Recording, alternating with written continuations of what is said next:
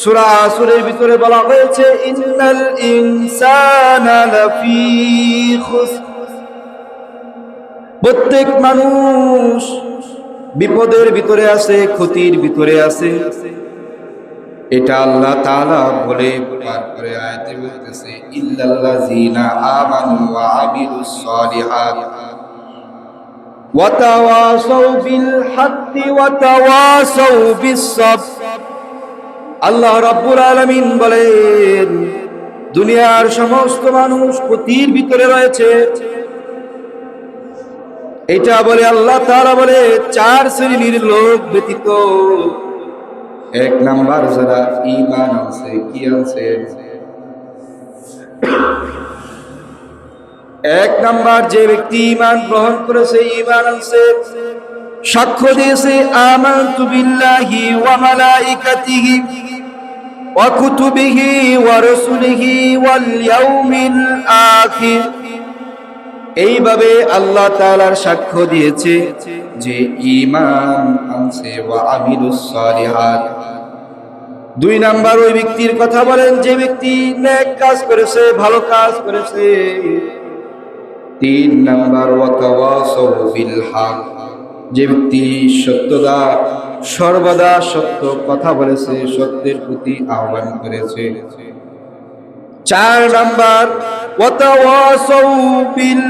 তাওয়াসাউ বিস সাবর। আল্লাহ রাব্বুল আলামিন বলেন চার নাম্বার হলো ধৈর্য। যে ব্যক্তি ধৈর্য ধারণ করেছে, ধৈর্যশীল ব্যক্তিকে আল্লাহ তাআলা বলেন এই চারজন লোক দুনিয়াতে ব্যতীত সমস্ত লোক ক্ষতির ভিতরে আছে। আল্লাহ রাব্বুল আলামিন বলেন ইন্নাল ইনসানা লাফি খুসর, পৃথিবীর ভিতরে প্রত্যেকটা মানুষ ক্ষতির ভিতরে আছে। এটা আল্লাহ তাআলা বলে আবার বলতেছি চার শ্রেণীর লোক ব্যতীত। চার শ্রেণীর লোকের মধ্যে এক নাম্বার যারা ঈমান আনছে। ঈমান আনছে, ঈমান আপনার আমার ঈমান তো দুর্বল ঈমান, আপনার আমার ঈমান তো দুর্বল। কিন্তু সাহাবায়ে কেরামের ঈমান ছিল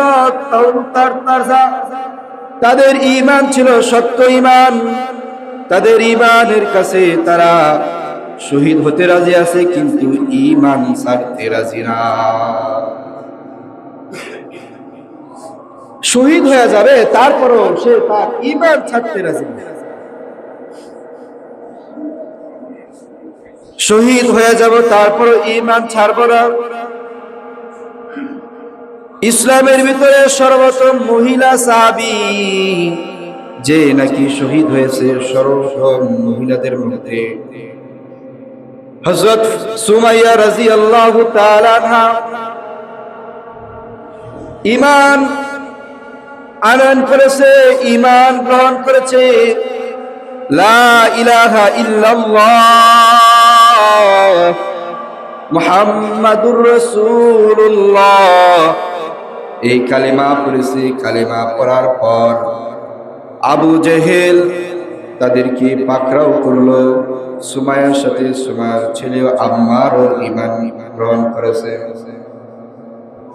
হাদিসের ভিতরে আছে, কিতাবের ভিতরে আসে, সুমাইয়া রাদিয়াল্লাহু তাআলা যখন ঈমান গ্রহণ করেন, গ্রহণ করার পর রাস্তা দিয়ে যখন অতিক্রম করার সময় আবু জেহেলের সাথে দেখা হলো। আবু জেহেল ডাক দিয়া বলে তুমি নাকি ঈমান গ্রহণ করেছো? সুমাইয়া বলতেছে হ্যাঁ আমি ঈমান গ্রহণ করেছি, আমার সাথে আমার ছেলে আম্মার।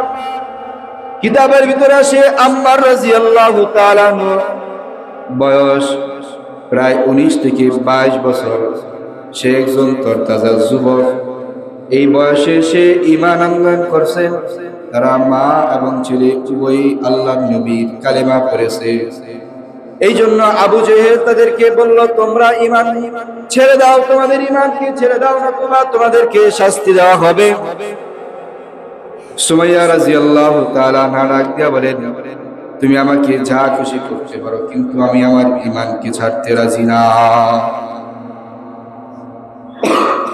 দরকার হয় শহীদের শাহাদাত বরণ করব, তবু আমি ঈমান ছাড়তে রাজি না।